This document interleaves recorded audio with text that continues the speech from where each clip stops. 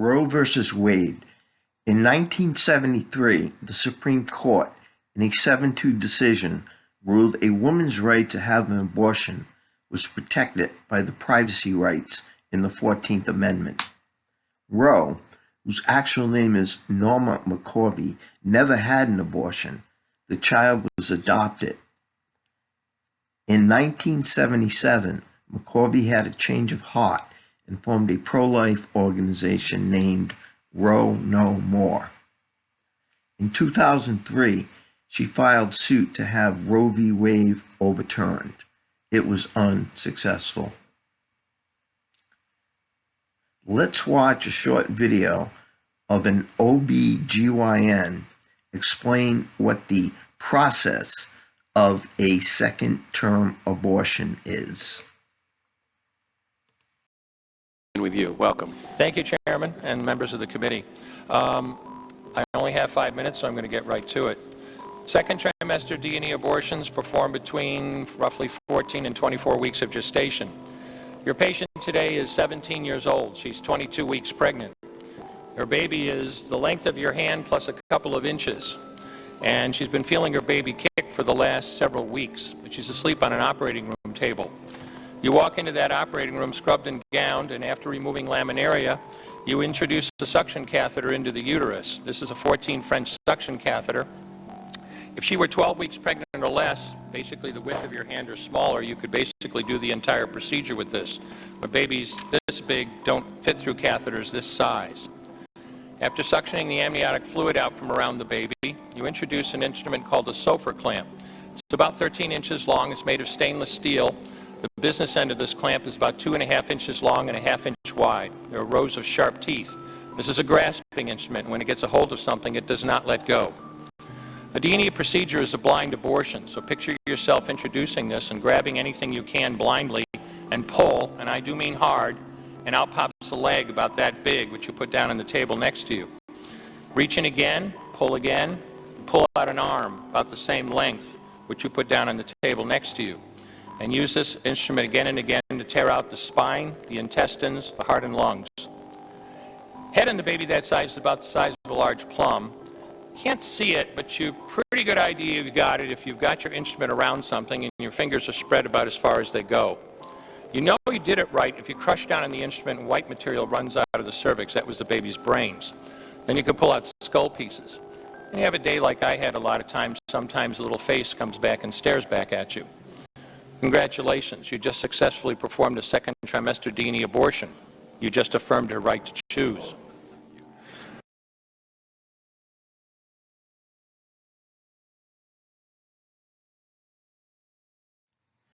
This is a 3D image of a 21-week-old infant inside the mother's womb.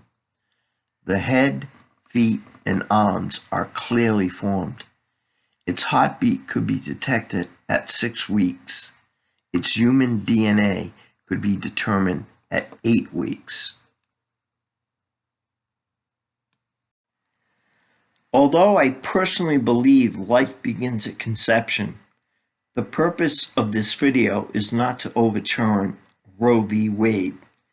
Its intent is to provide information and facts on the insanity of legalizing second and third terms abortions, and to make infanticide a criminal offense.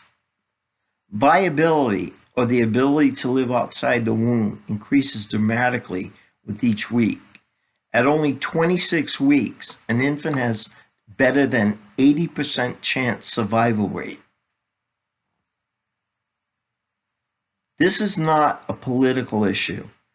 It's not left versus right. It's not Republican versus Democrat.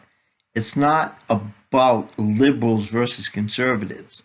It has nothing to do with whether you believe in God or you are an atheist.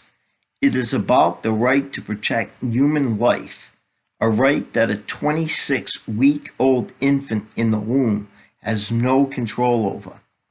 Think about Dr. Levatino's graphic and explicit description of an abortion of a 21-week-old infant. If that is not uncomfortable with you, an infant with viability is killed. you may want to examine your conscience.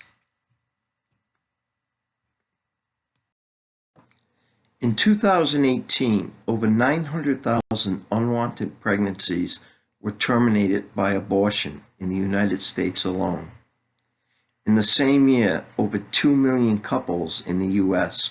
were waiting to adopt. I don't have all the answers. One thought would be to have federal funds currently given to states be diverted to pregnant mothers for prenatal care instead of abortion. Depending on her financial status, give her all provisions necessary to bring the infant to term and allow a wanting couple to adopt the infant. There are many couples waiting to adopt a child that would actually pay for this care, thereby eliminating the need for government funding.